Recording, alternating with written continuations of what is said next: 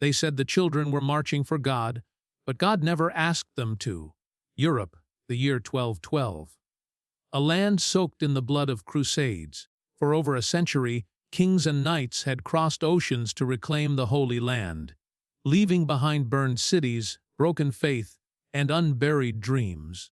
But this time there would be no armies of knights, no banners of noble houses, no kings. Only children, tens of thousands, boys and girls, shepherds and beggars, some no older than 7. They carried no swords. Only crosses carved from wood and hearts filled with belief. They marched not for gold or glory, but for God, and they believed He would open the sea for them. It began like a whisper across the countryside, a divine rumor born from desperation. France and Germany, weary from endless wars, were filled with famine, plague, and pain. Priests preached of sin and salvation, of promises of heaven for those who suffered. And in that darkness, hope took the shape of a child. His name was Stephen of Cloyes, a shepherd boy from northern France.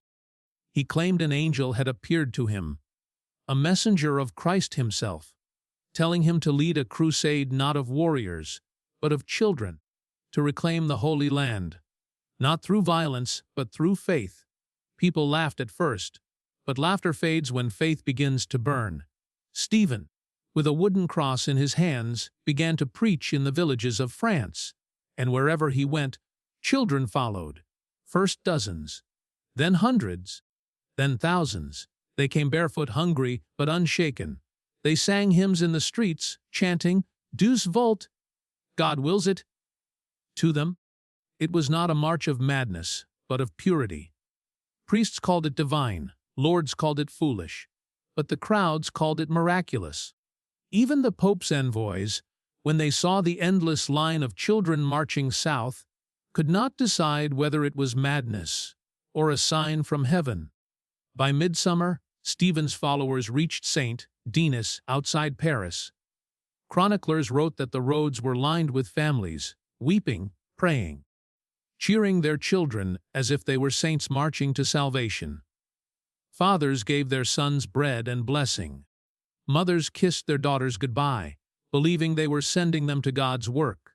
But God was silent, and history was not kind. Meanwhile, far to the east, another boy rose, Nicholas of Cologne in Germany. He too claimed divine visions. He too gathered thousands. His followers would cross the Alps themselves, believing the sea would part before them as it did for Moses. Europe was watching 2 rivers of innocence flow, one from France, one from Germany, converging toward the same impossible dream, Jerusalem. But what awaited them was not a miracle. It was betrayal, death, and a silence so deep that even heaven seemed to turn away. They would call it the Children's Crusade. But history would call it something else. A march of innocence into the heart of darkness. They left their homes with nothing but songs and dreams. Thousands of children, shepherds, peasants, and orphans, walking south through the dust of summer roads. The air shimmered with heat. The earth cracked beneath their bare feet. But their spirits still burned with light. They believed they were chosen to succeed where kings had failed. Villages along the way watched in awe. When they passed, people knelt, whispering prayers. Merchants threw bread and water from the roadside. Even hardened soldiers wept, for they had seen crusades begin in pride and end in fire, but never one born from such purity. Yet purity, like sunlight, fades quickly when shadows grow long.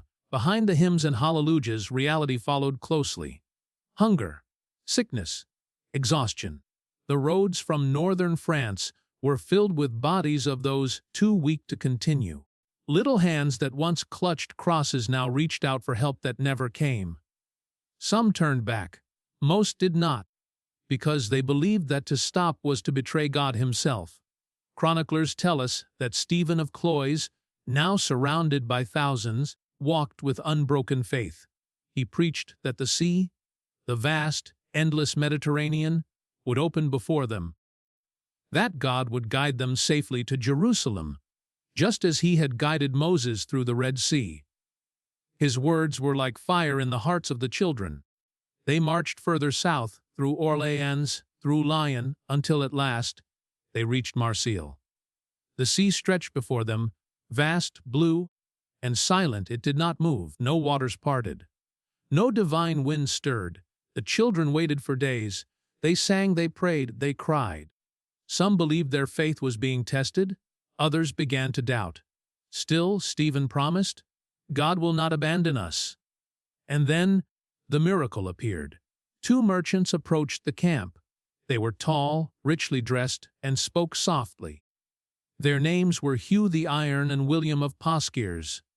They told the children that God had sent them, that they owned ships, enough to carry all who wished to sail to the Holy Land. They offered free passage, no gold, no payment, only faith. Stephen fell to his knees, weeping in gratitude. The children rejoiced. The merchants smiled. It was the first and last time anyone would see them smile. Meanwhile, across the Alps, Nicholas of Cologne led his own army of faith. They crossed mountains, starved on snow, and froze under the open sky. Chroniclers wrote that more than 2/3 perished before they even reached Italy. But still, Nicholas walked ahead, barefoot, holding a simple wooden cross. To those who followed, he was no boy. He was a prophet. When they finally reached the Italian plains, their clothes were torn, their feet bloodied, but their spirits remained unbroken. Cities closed their gates against them, fearing plague, chaos, or divine judgment. Only a few priests dared to offer food. Most simply watched the procession in silence, wondering if these children were truly chosen or cursed. At last, Nicholas and the survivors reached Genoa. Like Stephen before him, he promised the sea would part, but the waters stayed still, calm and merciless. Hope began to die. Some returned home. Others were taken in by kind families along the way. But many simply vanished into the roads of Italy. Forgotten, nameless, their bones swallowed by time. In Marseille, Stephen's children boarded the ships. 7 great vessels, their sails white as doves. The people cheered as they departed, believing they had witnessed a miracle, a holy voyage to reclaim Jerusalem. But the sea was not their salvation. It was their grave. The children of France believed they were sailing to the Holy Land. To them, the horizon was heaven's doorway, shimmering gold beneath the Mediterranean sun. They sang hymns as the ships drifted away from the shore. 7 ships carrying nearly 7,000 children. For 3 days the winds were gentle. The sea was calm. The children prayed, trusting the promise that God himself would lead them to Jerusalem. But on the 7th day, the sea began to turn. Dark clouds rose like mountains on the horizon. Winds screamed across the decks, tearing sails, snapping masts. The ships scattered, and 2 were swallowed whole by the storm. Hundreds of children sank beneath the waves, their voices fading into silence. The others survived. But their journey did not end in the Holy Land. When the sun rose, they found themselves near the coast of North Africa, not Jerusalem. There, their supposed saviors, Hugh the Iron and William of Poictiers, revealed their true faith. Not in God, but in gold. The merchants had sold them. The children of the Crusade, sold as slaves to the markets of Alexandria and Tunis. Boys and girls once marching for God now stood in chains, traded for silver by the very men who had promised them salvation. The youngest were taken into servants' quarters. The strongest, to the fields and ships of foreign masters. A few were given to scholars in Cairo, who marveled at their strange tongues and unbroken faith. None were ever seen again. Back in France, word spread slowly. Months passed before the first rumors reached the north. Whispers carried by sailors who had seen children sold on foreign shores. When the truth arrived, it broke like thunder across Christendom. The Pope himself, Innocent III, wept when he heard the tale. He said, "These children set out to the Holy Land as innocents. They should have stayed home with their mothers." But by then, it was too late. In Germany, Nicholas of Cologne's crusade had already collapsed. Those who survived the journey to Italy found no miracle waiting. Some made it as far as Rome, where the Pope himself told them to return home, that their mission had never been blessed. Most never did. Chroniclers wrote that Nicholas himself vanished. Whether into exile, slavery, or death, none could say. His followers scattered, some taken in by monasteries, others lost to famine or despair. The crusade that had begun with songs and sunlight ended in silence. But the silence did not last forever. Stories of the lost children spread across Europe, whispered by mothers, priests, and pilgrims. Some said angels had taken them to heaven. Others claimed pirates had slaughtered them at sea, and in time, the truth and the myth blurred together, becoming one of history's most haunting legends. No one knows how many truly marched. No one knows how many truly died. But the chronicles agree on one thing, that faith, when untethered from wisdom, can become its own form of blindness. The Children's Crusade was never recognized as an official crusade. It left no victories, no relics, no saints. Only echoes. Echoes of a Europe desperate for redemption and of a faith so pure that it became its own undoing. They had wanted to free Jerusalem, but in the end, they could not even save themselves. 8 centuries later, the story still lingers, carved not in stone, but in sorrow.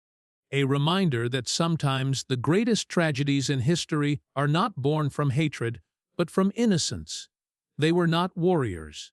They carried no swords, only crosses carved from wood and dreams carved from faith. 7,000 children, walking toward a promise that was never real. Their voices lost to time, their names erased by the sea. But their story still whispers. Through church ruins, old letters, and the restless wind of Europe's forgotten roads. History does not only remember kings and conquerors. It remembers the innocent and the price they paid for the faith of others. If their story moved you, then let their voices be heard again. Subscribe to Unsolved History, where we uncover the forgotten truths behind the myths, where faith meets deception, where light meets shadow, and where history refuses to stay buried. Because every century hides a secret, and every secret deserves to be told.